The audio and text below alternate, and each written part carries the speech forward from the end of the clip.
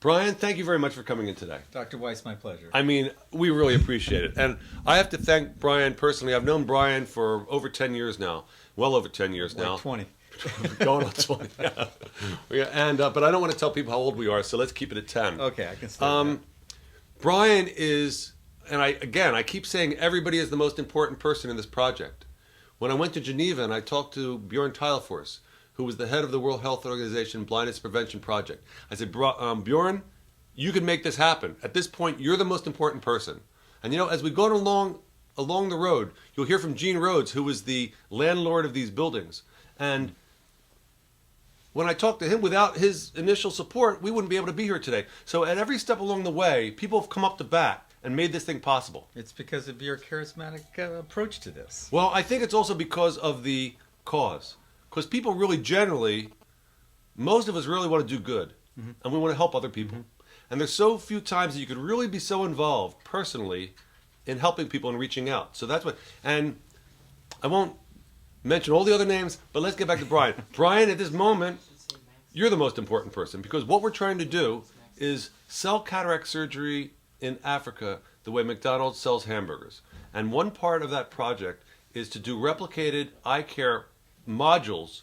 They need a facility. That's one component of the project. It's not everything. We have training, we have outreach, but one component in many locations will involve replicated centers and modular design. And the reason that modular design is so important is because in every location, remember, Africa is a continent, I think, that has, about 50, somebody could call in and correct, you don't have to call in and correct me, but many countries. And each country and each location in that country has different needs and developed in a different way. So you're seeing some of the, one of the examples of a higher level cataract center. But when I approached Brion immediately stepped up to the bat, and he spent considerable time coming up with these plans, which I've just reviewed with many in international ophthalmology in New Orleans, and we're going to be modifying these and making them perfect, but they're perfectly adaptable. Brion, before I go on too long with this treatise, can you tell us about what you have in mind for these projects? Dr. Weiss, when you first mentioned the concept to me, a prototypical building that can be built in any location, Africa or wherever, it was something that we've done in the past, and I've played with the concept of trailerizing modules in order to create the building form or whatever you need. So what I did was to take a standard trailer size, a 10 by 20 or a 10 by 26 or 27, and then put them together in such a way that you create the space that allows you the operation rooms, the outpatient rooms, administrative functions, waiting rooms, etc., and bathrooms as well, that would be trailered. They could be either helicoptered in or trailered into certain locations and set up as an eye clinic. I see. And what I've done was to take pictures of a building that we did this to here in Southern California. And this is a trailer building also. And it's just finished the way we wanted it to be completed. So what you see here are examples of these 5 shots of a building that we did the same thing. Can you zoom in on those shots a little bit? Thank you. And knowing that you have a surgical capabilities, we kind of pulled some visuals in on that. And so this can be built in basically 5 different pieces, put to the site, opened up, and create your clinic as you need it. Well, great. That's exactly what we need. Now, one thing I didn't see, this is so new that this is the first time I'm seeing these completed plans in these pictures. I have to tell you that I mentioned before what we're doing is unique and very new and very timely. We're doing just-in-time video production, as Brion can tell you, and you've noticed we had a couple glitches today. Well, as far as our plans, we're not thinking about acting, we're acting. And we're going to act and make this successful. So one thing I didn't even understand myself, I thought this was the whole module. You're saying this is the module? Yes, each one of these. 1, 2, 3, 4, Oh, 5. fantastic. They put them together. They put the doors in them, the openings if we need windows. Because I was wondering how this was going out from here.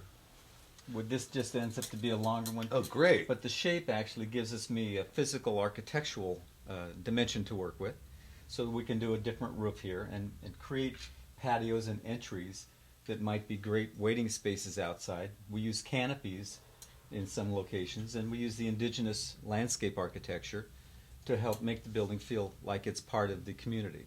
Now, I did have an opportunity to review the preliminary plans that you gave me, and he stayed up late to get this together before I left for New Orleans last week. I had an opportunity to review those plans with about a half a dozen people, and on a cursory examination, they were very, very. There's a lot of excitement about this. That's fabulous. But also, in some locations, they're going to need sleeping rooms because people have to come from far away. They're going to need an overnight stay. Will this accommodate that kind of? We have effort? what we call the patient room, which might be a space that you could have at least a couple of people that could spend the night or spend some time to recover. It may be, too, that in some locations the distance may be further, and therefore you may need more people, which might then say, take one of these modules and bring it over here and add it to it based on your needs. If it's very few people, this could work. If it's That's more, great. then you can add another module to the program. The reason I'm asking you a little bit more detail is because we have people watching from around the world, James.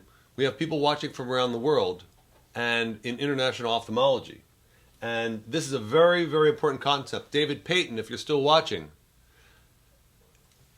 this is exactly what we've all been looking for. Because if I understand you correctly, this is a modular design that could be modified for where it's needed. And Exactly. if we needed, for instance, room for sleeping for 10 people in this one location, we could add a little module down here for sleeping. Exactly. Oh, that is perfect. And the reason I'm going into this in detail, there's people from around the world watching this, and we're going to be rebroadcasting this clip 3 times a day Okay. for several weeks, and giving people opportunity to review this together.